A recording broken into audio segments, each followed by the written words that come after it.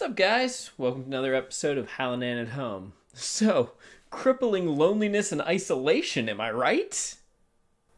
So I think one of the roughest things that I keep hearing from people are that they're not seeing their friends. Sure, they'll do the occasional Zoom call, but you don't know what to talk about. Another thing is having to give up a lot of hobbies, so you can't, go out and play. Now that we're social distancing, it's funny because I think a lot of us have time for hobbies that we love, but don't really have a means to do it or don't know how to adapt that without face-to-face. So today I'm going to talk about one of my favorite hobbies and how it can really work well here. So as you can probably tell, I'm a big old nerd. Also, I'm a big fan of Dungeons and Dragons. I actually, at the school I work at, run the tabletop club, which is like 95% people playing Dungeons and Dragons. So for people who don't know, Dungeons and Dragons is a role-playing game where players take on the part of characters in a story, and one player, the Dungeon Master, sets up that entire story. They represent all the bad guys in the world, everything that happens in the world, and what it really boils down to, once you take away all the complicated rules, is the Dungeon Master will ask you what you want to do.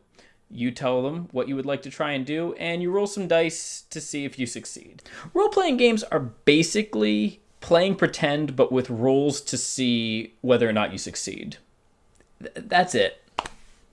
So I have a lot of students that have actually been asking me, hey, Mr. Hallinan, how do we keep playing this game if we're not able to meet every single week? I've been trying it a couple of times at home, but it's just not the same.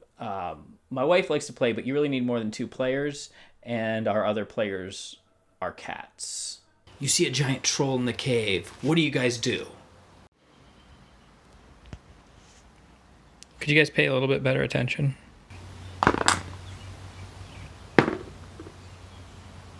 George, you just don't understand. A wizard shouldn't go up and hit it. This is why you all died. Great.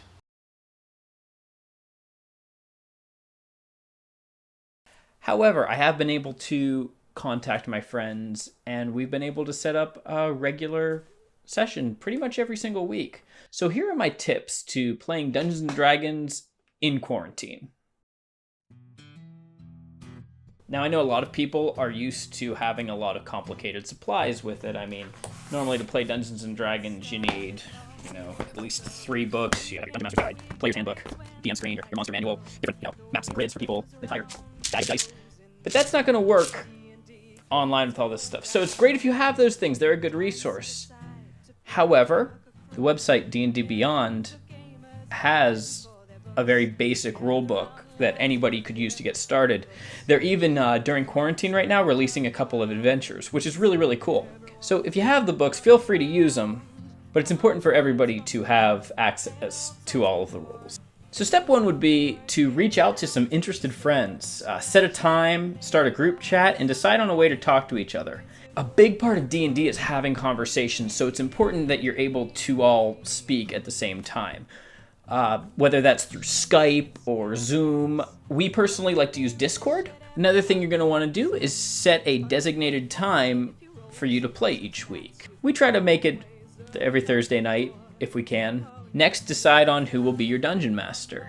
Now, your Dungeon Master has the responsibility of putting the world together. Luckily, if that's very overwhelming, it's your first time being a Dungeon Master, D&D Beyond has a couple pre-written adventures for people that maybe you don't have the time to put all this stuff together for everyone and you just want to get down to it. And I'm putting all these links down below just for your convenience. Now, a lot of people are used to using grids like this for battle and for when characters move around. Here's the nice thing about a game like this. Maps are not required. However, they do make things a lot more fun. They can be very detailed, or they can just be a square where you show where people are standing when they're in a battle. Roll20 is an excellent website that has its own grid. It's free to use, and going on there and taking a couple of tutorials, a Dungeon Master can put together a really, really nice map or a very simple grid. It also solves the problem of dice. Now, I love dice, and every buddy who plays D&D loves dice. They love this satisfying crackle that is probably just making this audio poison. Look at all that. But they can't see you roll them, so they might not trust you, depending on how trusting your dungeon master is. So, and also, not everybody has them. So, if you don't have them, Roll20 has a very nice built-in roller. After you get about, I would suggest, 3 to 5 players together and settle on a time, you start rolling your characters. There are a couple of ways to do this. You could do it old school and just take a picture of your character sheet and send it to your DM. If you don't want to just take a picture of your character sheet and you want something that'll work really, really well with what your Dungeon Master is setting up, Roll20 actually has a character builder. The Dungeon Master will make you a little blank sheet. You'll go in there and make your character. What's nice is if you click on it, it does your rolls and adds any math. Once everybody's familiar with the rolls and has their characters sent to their Dungeon Master, you set up your space.